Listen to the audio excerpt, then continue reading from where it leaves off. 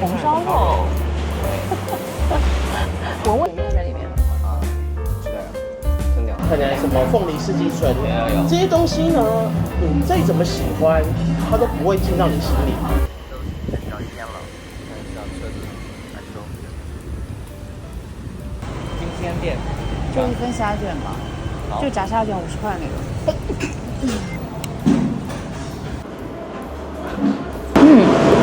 它这个虽然不是新鲜炸出来的，所以外皮稍微没有那么脆了，但是它里面的口感和调味，我觉得比我们在台南吃那家好吃。然后好像它里面是有整颗虾子的，更扎实一点。台南的那家店，它里面是那种黏木的口感，就是勾芡过的，有一点像鸡卷里面那种勾芡过的口感。它这个里面就是扎实的，加上有整颗虾子，而且它的簸箕会更加的爽脆一点，但它没有去虾线。我蘸一下黄芥末。整体是还是类似的东西。谢谢你。谢谢，拜拜。真拜拜了。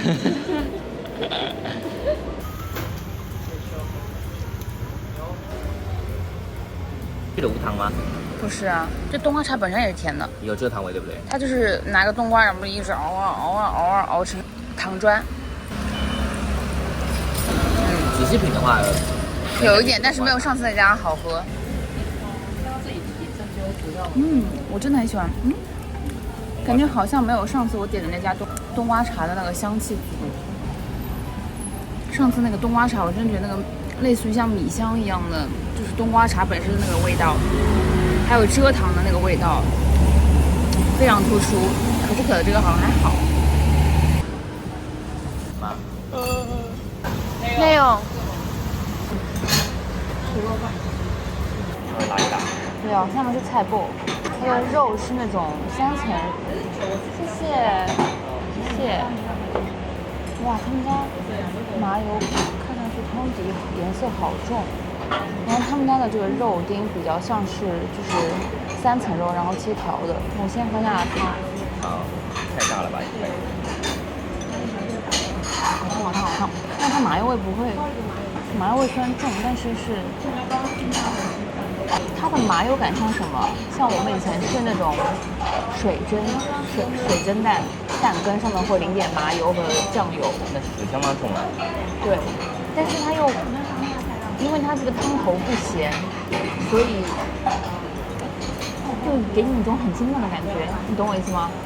麻油味重。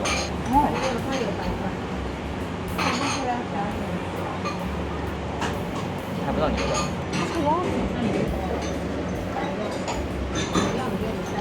它这个腰子很脆，但它里面的内里吃起来的质地有一种很浓郁的那种很浓郁的口感。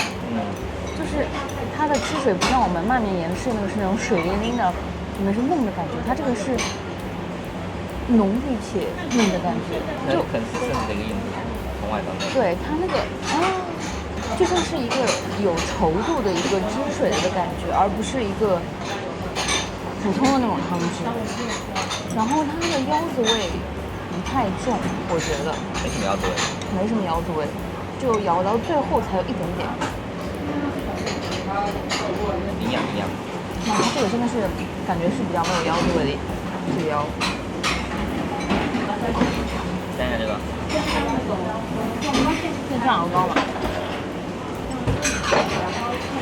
酱油膏，我才一会儿没咬它，它这个麻油腰表面就已经浮成那个动物油脂了。你先吃啊。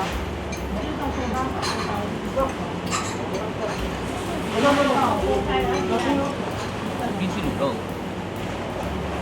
像红烧肉。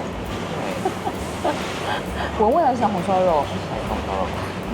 我以前就能 get 到。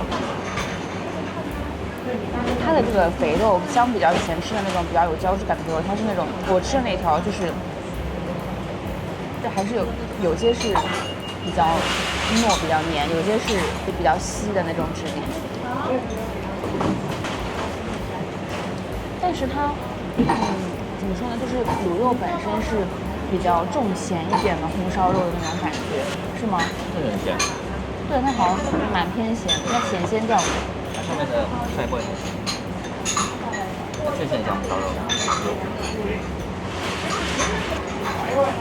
但它上面放了菜脯的话，有时候会有那种脆弹的口感。萝卜干很好吃。它萝卜干其实没有咸，它萝卜干是偏甜的调味，甜辣调味的，像我们萧山萝卜干。对，很像。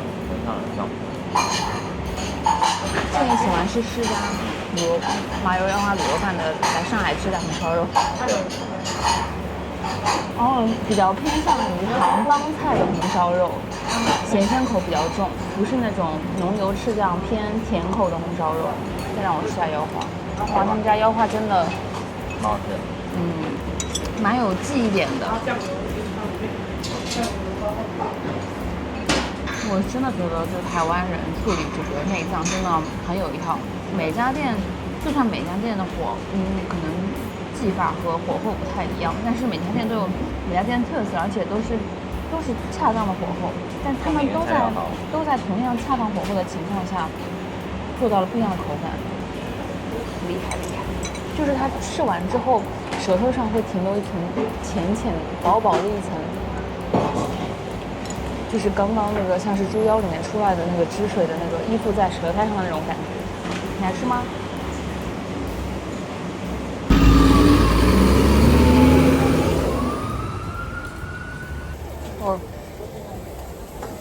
在排队，宝宝。对啊。可以放，不用加进去。放你口袋。好。我没有带你。没有带子，不要加辣。不要辣。很丰富，不愧是奢华版。然后它的这个鹅啊，表面其实没有像之前那种传统的会放很重的那个地瓜去勾芡。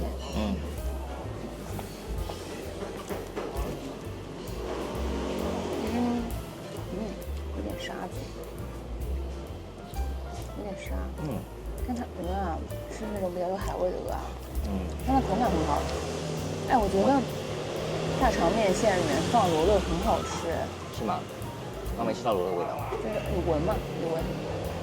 闻就生它的味道。跟它胡椒一起的。它的那个根其实没有特别勾，然后质地也跟之前吃的那个就比较稀的感觉。对。它其实不是一个很重的那种柴鱼味，它是柴鱼加昆布吧，还有一些小鱼干的味道。它是一个比较复合咸鲜的一个海鲜的风味。一般算是清淡口的。对，就它其实当然还是柴鱼味占主导嘛，但是感觉比之前我们上次来吃的那一家会海鲜层次再多一点点。它这好弹，很脆，给你弄一块，很脆。慢点。你拍拍自己啊。有脆吗？有脆。很脆。是现场给你穿烫的，所以其实口感好脆，更能把握。吃的非常。非常就非常还蛮好吃的。这什么丸子？丸子，它的大肠是已经就是它不是很难找，它切的比较碎大肠。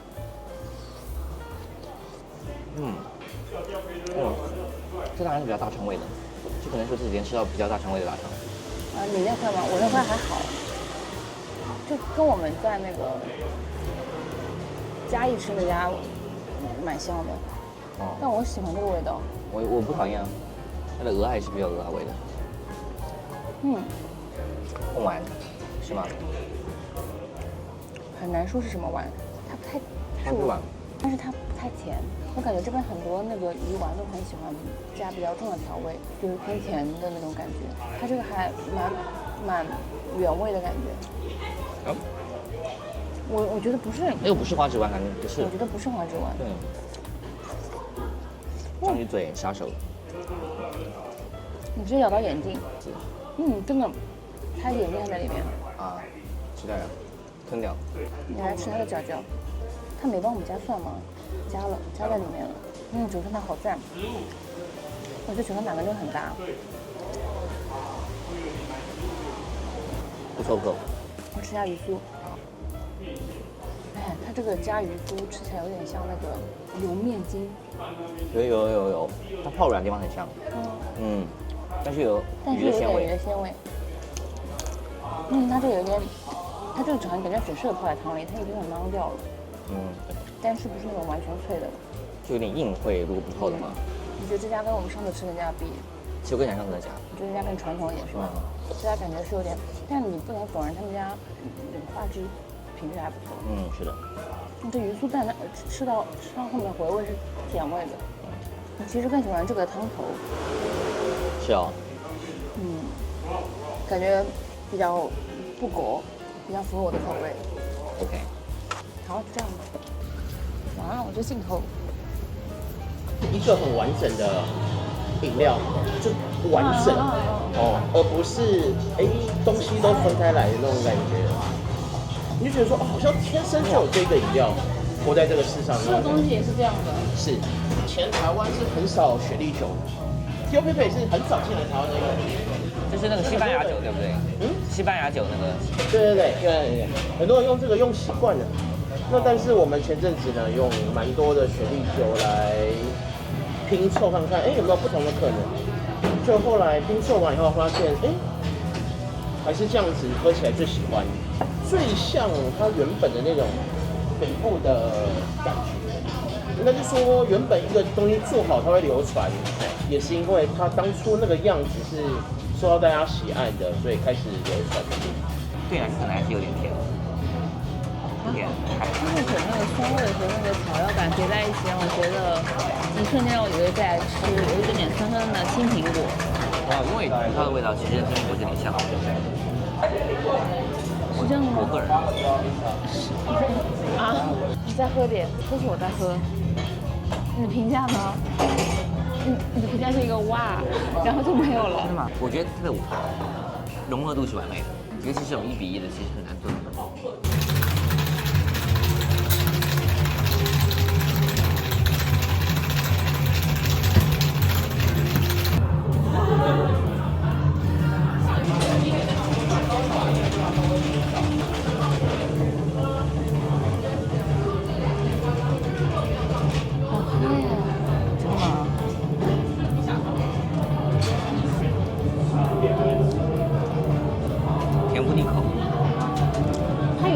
类似于柚子皮内侧那个，跟它那个 Aperol 的苦味和柠檬的香气一结合，让我感觉像在吃葡萄柚的那个皮的内部的那层白白的那层囊，它会有点苦味，但是同时又会有那个皮柚的清新感。还有就是里面是波纹，很好的东西。我觉得这个杯质感不好喝，就这杯比较让我觉得有一种，它就该是这样的那种感觉。波本的那个特殊的那个味道一直是在上面的。得到了一个不喜欢喝 bourbon 加不喜欢喝 Aperol 的人的肯定。对。Amaro 我也不是，也不是 Amaro 也要看。我们用的比例都是22.5，1:1:1:1，是比较美式传统的最经典的嘛。那你喜欢喝 Campari 吗？我喜欢喝，我自己。你要不要喝喝看 Jasmine？ 它就是，我觉得它就是很早期的调酒师做的那一种，就是因为对我们来说最难的是什么？就是从没有做到有的一个印象感。所以它这一杯就是利用了这些东西去做出一种很好喝的葡萄柚调酒，但是却没有用葡萄柚。完了，我找到了除了萨卡以外我的最爱。是这个酒吧里面，你要去各种地方点 paper plate 对。另外一种呢，我觉得就是次一等的。次一等的就是什么？就是今天我们去买茶饮料嘛。是。以前四季春就是一个很完整的，它从生产到给你就是一个四季春嘛。然后梨山乌龙就梨山乌龙嘛，然后可能红就是滇红嘛之类的。可是你今天在做很多茶饮料在做的东西就是什么？就是我加一点苹果汁变苹果乌龙嘛，变可能什么凤梨四季春，这些东西呢，你再怎么喜欢，它都不会进到你心里，它就是一个你的选择而已。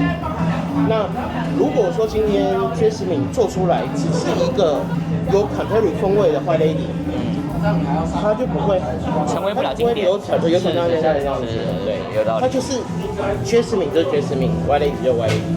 尽管你再怎么觉得这两个东西看起来很像，是，那你一喝就会喝到它完全不一样的感觉。经典存在有经典存在的价值。是。开心。没有，我还在处于灵魂震荡的感觉，没事。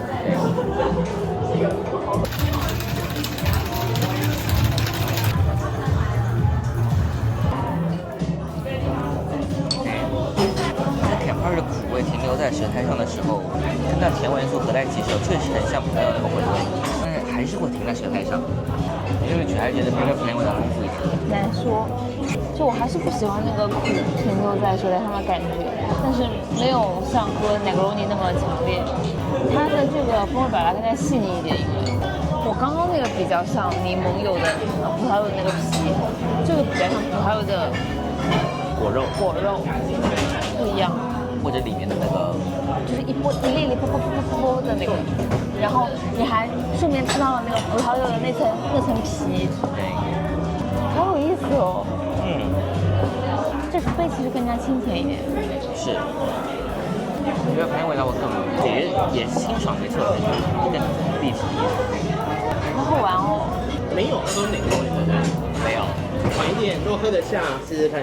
我们家 Negroni 是一皮一皮，而且很细致。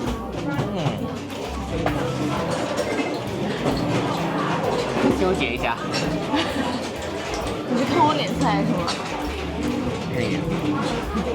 现在就是喝完它以后，说话都有那种类似葡萄的倾向。你不要看你的撞手码头了，我真的服了，好好笑哦。再看一看，没有人叫撞手码头。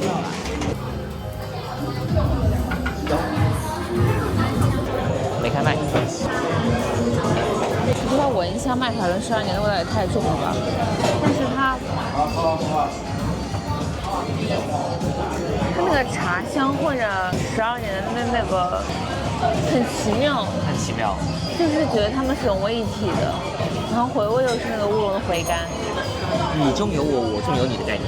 虽然我知道那个是乌龙茶叶带出来的味道，但是我会觉得他们两个本来就是都应该属于在一起的。它乌龙怎么兑进去的？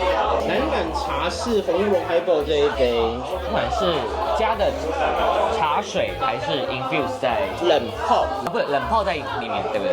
像我们家不会从茶水跟茶糖去做思考。OK， 我们如果我今天真的要让茶味出来，我考虑的第一个一定是本质这个东西。它这样闻有黑糖真奶的味道，带点像玉米须一样的感觉，玉米须大麦味。你仔细闻，它有黑糖珍珠的味道。我有一点像珍珠奶茶那种感觉。对，但是现在它有又有带的那个玉米须。像化水变多以后啊，对那种大麦味更明显。真的，没有，就乌龙味带出一点糖味，风味有在变化，这杯好神奇哦。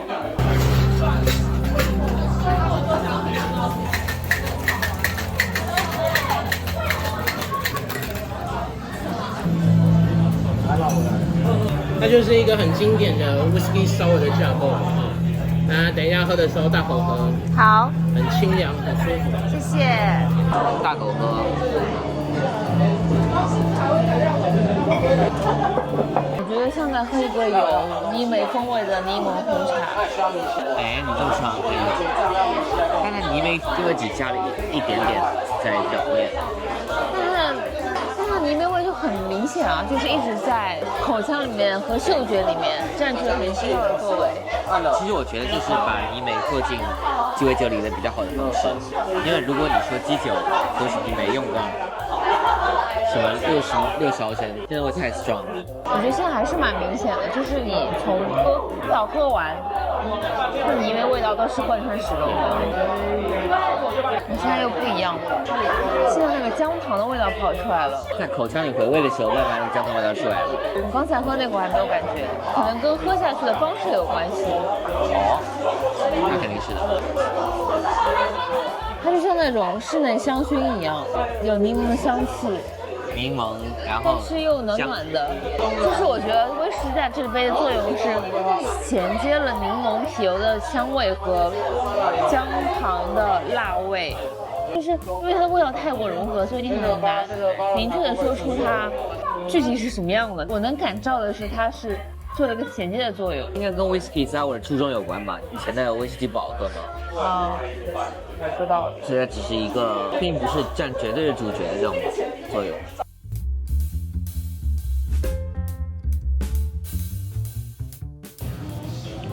那现在其实台北有很多家有在做北部的，他就不一定会用这样子的一个选择跟方式。这个是 Fino 就是最不甜的。那因为两个都是葡萄做的酒，所以说它喝起来会有一种好像有一点葡萄干的味道，但是不是甜的味道在里面。有，它的回味很像葡萄干。那现在有越来越多人会用不同的像红的风格的不甜雪莉酒去做，但是出来的味道当然就会不太一样。这样说好了，刚刚一开始我们在聊的那个，我说天白就是一个风味，对，就好像是一个它原本就存在的饮料。我觉得这种调酒就是你一喝到，你觉得说，这个很有怎么说呢，灵魂感，或者是说，我知道这杯酒是从原物料、酸甜、使用的器具、温度，它就是天生就存在这样子的一个感觉。我要怎么称呼你们两位啊？它有叫就 YouTube 上小面包就，大家都叫我面面。面面，也有叫它小面包的。那我你自己叫 Sean SHAWN SEAN 的 Sean 啊 SEN 的上啊，是调酒师啊，但他其实有点脱离了，他现在在经营一间咖啡甜点店，但他是台湾讲到兰姆酒，他算是研究的比较深，在宜兰。它也叫香，但很可惜啊，就是因为兰姆酒在台湾比较不吃香，是，它尽管喝再多、研究再多，就是它没有发展到一个足以推广，让客人觉得说哇，像扣啊这样，扣啊就是对，哇，真的把 tequila 在美式泡跟塔菲亚在亚洲有把它被带起来，是。它最原本呢，不是我们自己主动做的，它是因为我们有跟麦卡伦合作，是，然后麦卡伦呢，他们3不5时会找一些非这个行业的人来合作。那这一次他们找到的是台中最有名的，叫做冉冉茶室，蛮漂亮的，有机会可以去台中。他们找了他，然后跟他说，有没有机会？他对麦卡伦付钱。请他们可能制作一些有机会合作的，那配合的店家可以决定要不要做这件事。那时候我们有去现场呢，我有试过它大概4种茶，那红乌龙是我觉得还不错，而且香味是我喜欢的。对，那个时候我们就说，那好吧，那我们愿意做，那我们用红乌龙，但是比例我有调整过一下的。来吧，开一下。所以它有股咸鲜调在里面。咸味，对，这本身也喝出来。我知道，但是它那个咸味更加明显。哦，这有意思。我觉得那普通可能没有差很多它就是但是有奶油感在里面。对，它其实整体的调性一模一样的。我只是觉得它喝起来有个口感一样的奶油感在里面。是无限3度哥哥。对，现在我有完全闷在里面。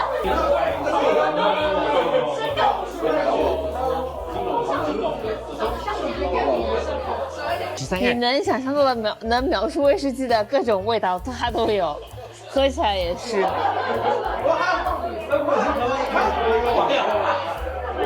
它喝起来既有 Scotch 的感觉，又有波本的感觉，尾韵有点茶感。哇，这个好震撼！它还有回甘。有。